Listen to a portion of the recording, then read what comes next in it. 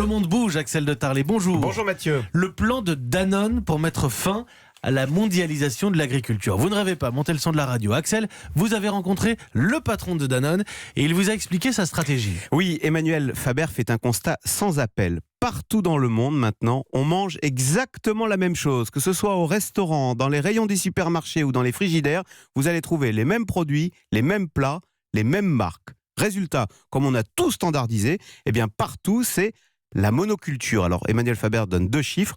Aux États-Unis, 70% des pommes de terre cultivées sont la potato recette. C'est une variété imposée par McCain pour ses frites.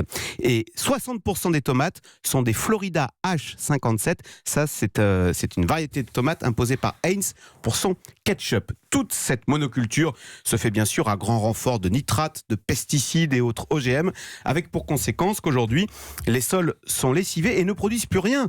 Pensez qu'en 50 ans, les oranges aux États-Unis ont perdu 70% de leur vitamine C et que les industriels sont obligés maintenant de rajouter artificiellement de la vitamine C dans les jus. Vous voyez, ça fait peur. Et c'est vrai que quand on écoute le patron de Danone, on n'est pas très loin d'un discours d'ONG. Oui, sauf que c'est le patron de Danone.